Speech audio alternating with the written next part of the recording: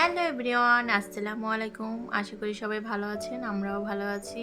তো সকাল সকাল উঠেই এই যে আয়ন সোনাকে খাওয়াতে নিলাম। তার তো খাওয়ার সময় কত বাহানা, আর দুধের স্বর পাইলে তো তার মাথায় গরম হয়ে যায়, সে খেতেই চায় না। তো যাই হোক, বলতেছে আমাকে খাইয়ে দাও, হ্যান করো ত্যান করো। সকালবেলা উঠবে সে 11টায়, তারপর তাকে গুছগাছ করিয়ে খাওয়া দাওয়া শেষ করে রান্নাবান্না করতে যেতে হয়। তো তাকে খাইয়ে দাইয়ে দিয়ে চলে আসলাম রান্না করতে। তো আজকে আমি খুবই সিম্পল কিছু খাবার রান্না করব, ডাল দিয়ে, এই যে মূলো দিয়ে, আর ভাত রান্না বসাই দিয়েছি। এর মধ্যে আলু সিদ্ধ দিয়ে দিয়েছি কিছু, যে আলুটা ভর্তা করব, আর সাথে রান্না করব গরুর মগজ ভুনা। তো আয়নে পাপা খুবই পছন্দ করে, তো অনেক দিন ধরেই বলছিল এটা রান্না করার জন্য, কিন্তু রান্না করা হয়নি। তো আজকে ভাবলাম রান্নাটা করেই ফেলি, আর সেও আসছে দুদিন, আর কি অফিসে ছিল, আজকে আসবে দুদিন পরে। সে দুই একদিন পর পরে বাসায় আসে। কি করো আয়ন শোনা? হাত কেন মুখে দাও? কি এখন?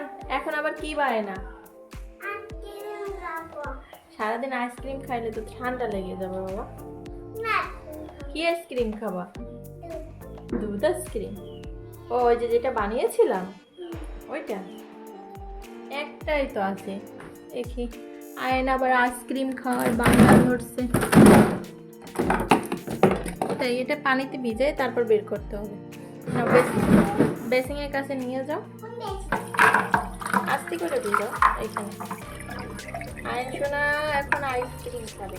তো এই তো দেখতেই পাচ্ছেন তার আইসক্রিম, এটা আমি বাসায় তাকে বানিয়ে দিয়েছি দুধ দিয়ে। বাহিরের আইসক্রিম খাওয়া থেকে এটাও খাওয়া অনেক ভালো। আয়ন সোনা, তোমার আইসক্রিম কেমন বলো তো? টেস্টি। এভাবে বলো কেন, সুন্দরভাবে বলো।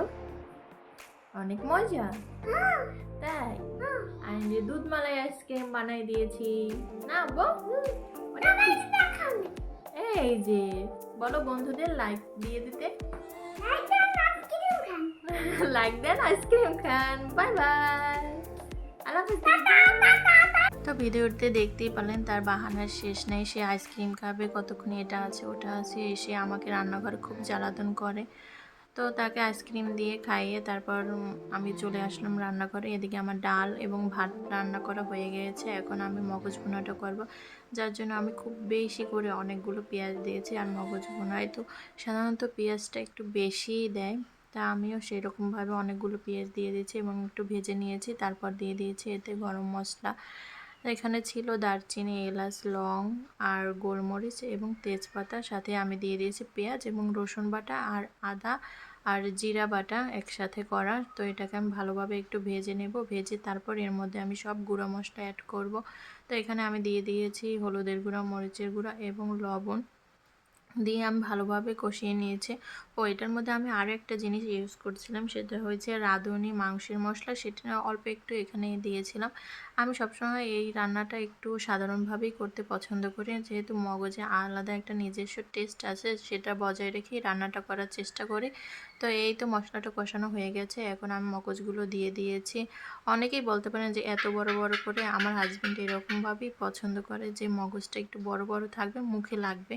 তো সেভাবেই রান্নাবান্না করে শেষ করে তারপর চলে আসলাম ঘর গোছাতে। তো বিছানাপত্র গুছিয়ে তারপর ঘরটা ঝাড়ু দিয়ে আমি গোছলে চলে যাব। তো আমি সবসময় গোছলের আগে যদি আয়নকে জিজ্ঞেস করি যে ওর ক্ষুধা লাগছে কিনা, তাহলে আমি ওকে খাবারটা খাইয়ে দিই। তো ওকে আমি খাবারটা খাইয়ে দিয়েছি, ও গোসল একা একা করে নিয়েছে। তারপর কাপড় চোপড় পরে ও রেডি করে তারপর খাবার খাইয়ে দিয়েছি। তো আমি নামাজ টামাজ পড়ে, নামাজ কালাম পড়ে তারপর খাবার খেতে বসে গেছি। এই যে মগজ ভুনা আর গরু মাংস ভুনা, ওটা ছিল আগের দিনের আলু ভর্তা, তারপর ডাল তো রান্নাই করেছি, আর এটাও ছিল আগের দিনের কচু ভাজা। এটা আমার খুব পছন্দের একটা খাবার। তো আজকের এই ছিল আমার খাবারের মেনু, দেখতেই পাচ্ছেন। যদি আমার ভিডিওটি ভালো লাগে অবশ্যই অবশ্যই আমার ভিডিওটি একটা লাইক দিয়ে যাবেন এবং আমার চ্যানেলটিতে একটা সাবস্ক্রাইব করে যাবেন। আর সবাই ভালো থাকবেন, সুস্থ থাকবেন। আল্লাহ হাফেজ, আসসালামু আলাইকুম।